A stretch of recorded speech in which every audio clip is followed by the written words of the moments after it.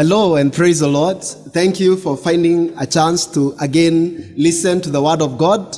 We are always privileged to have you to listen to the Word of God as we continue sharing it through this platform. And we are going to start with a word of prayer. So join me in as we start with prayer. Father, in Jesus' name we thank you for a chance to hear your word. We are so glad that you give us time again and again to listen to you, oh God. And this particular time, as we hear from you, thank you because you're going to lead us through, you're going to grace us, you're going to enable us. In Jesus' name we pray. Amen. So today we are going to share on a topic that I've been meditating upon and has blessed my heart. I believe it is going to bless you as well. On the topic, the overcoming faith. Faith that overcomes, the overcoming faith. So we are going to read from Romans 4:16 to 25. That will be our main text, and I will be beginning from verse 16. Therefore, the promises come by faith so that it may be by grace and may be guaranteed to all Abraham's offspring, not only to those who are of the law, but also to those who have the faith of Abraham. He is the father of us all. As it is written, I have made you the father of many nations. He is our father in the sight of God, in whom he believed, the God who gives life to the dead and calls into being things that were not. Against all hope, Abraham in hope believed, and so became the father of many nations. Just as it had been said to him, so shall your offspring be. Without weakening in his faith, he faced the fact that his body was as good as dead, since he was about 100 years old, and that Sarah's womb was also dead. Yet he did not waver through unbelief regarding the promises of God, but was strengthened in his faith and gave glory to God, being fully persuaded that God had the power to do what he had promised. This is why it was credited to him as righteousness. The word it was credited to him were not for him alone, but also for us, to whom God will credit righteousness, for us who believe in him who raised our Lord from the dead. He was delivered over to death for our sins and was raised for our justification. That is the reading of the word of God from verse 16 to 25. For you to be a partaker of the overcoming faith, the faith that is sure to secure you victory for all circumstances, then there are a number of things that I thought you need to do according to that scripture. Firstly, you need to know the family you belong to. That is the family of Abraham.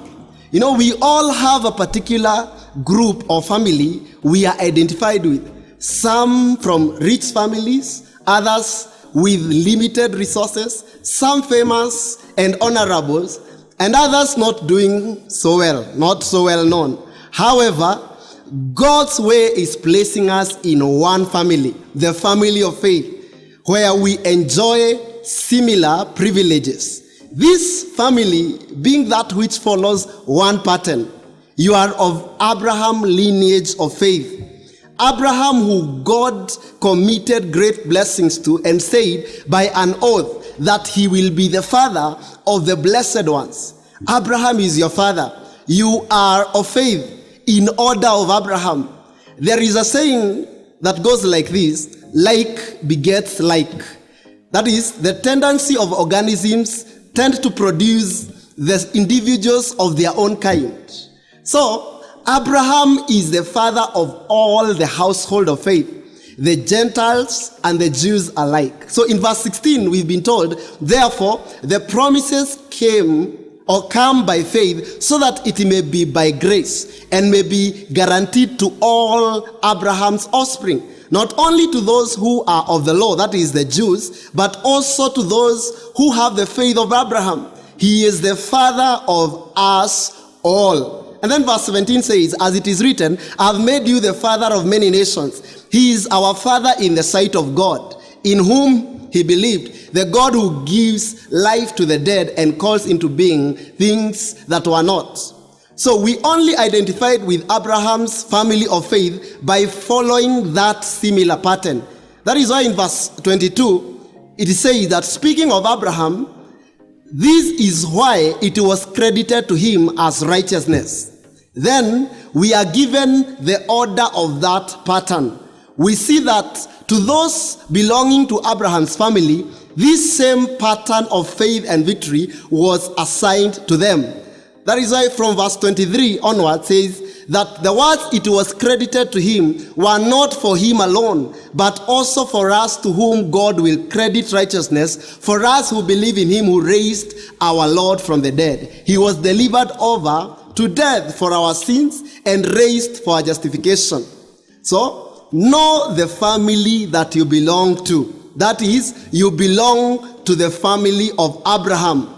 That is the family of faith. Secondly, to have overcoming faith, the second thing, you need to know the one you believe in. You need to know the one you believe in. Consider verse 17. The Bible says that Abraham, we are told in this verse, believed in God who gives life to the dead and calls into being things that were not.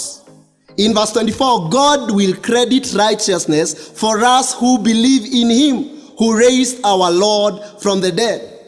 Knowing that, verse 25, he was delivered over to death for our sin and was raised for our justification. So, like Abraham, we must know who we believe in. We believe in the loving one, the forgiving one, the life giver, the one who makes us all righteous through faith, the one who gave over Jesus to death to rescue from sins and raise Jesus from the dead for our justification. Yes, that is the one we believe in. So, know the one you believe in. Know the one you believe in. And thirdly, to have the overcoming faith, you need to listen keenly to the promises of the one who you believe to have made those promises. Because in verse 16 we are told, therefore, the promises come by faith so that it may be by grace and may be guaranteed to all Abraham's offspring, not only to those who are of the law, but also to those who have the faith of Abraham. He is the father of us all. So, for you to listen, for you to know, you need to hear God correctly. Please do not miss a detail.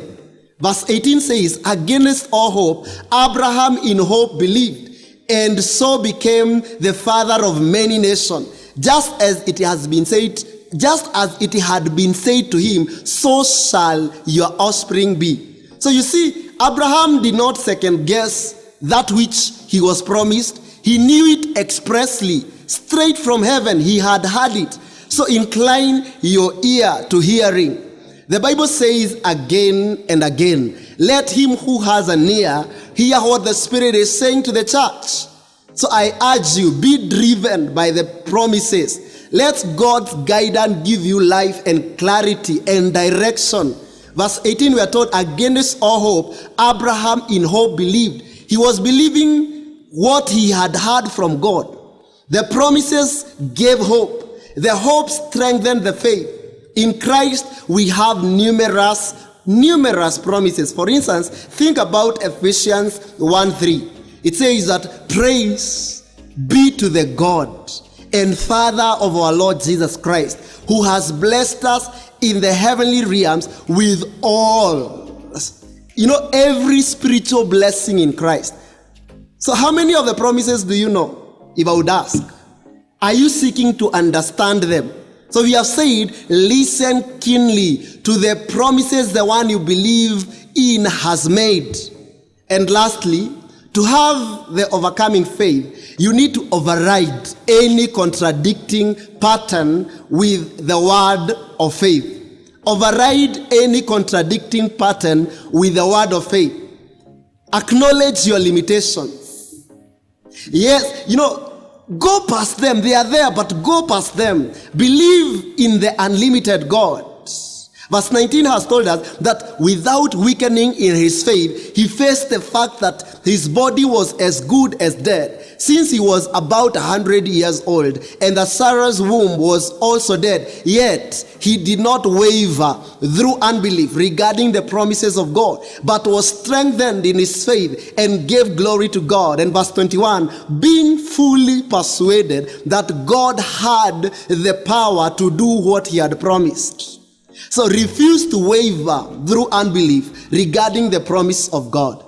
Be fully persuaded that God has the power to do what he has promised. You know, in Christ we have a lot of promises. All of it, believe in it because he is faithful. We have said override any contradicting pattern with the word of faith. So, the overcoming faith, according to the passage of Romans 4:16 to 25, has shown us that we need to know the family that we belong to. That is, we are in the order of Abraham. And secondly, that we need to know the one we believe in. Thirdly, we need to listen keenly to the promises, to the promise the one we believe in has made. And lastly, override any contradicting pattern with the word of God. That is how you get to overcoming faith. That is how you win. That is why God has put us in the family of Abraham, the family of faith, so that we may win. May the Lord bless you. May the Lord do you good. May the Lord continually grace you to have the overcoming faith. In Jesus' name, let us pray. Father, we thank you for the hearing of the word today. Thank you because of reminding us that in you we have the overcoming faith. Thank you, Jesus. We choose to believe in you. We choose to believe in every one of your promises, and we choose to overcome every circumstance that seems to contradict your word. Thank you because you're going to bless us. You're going to continually fill us with your grace and goodness. In Jesus' name we pray. Amen. The Lord bless you. The Lord do you good. And let us join in next time as we share the word of God. Amen.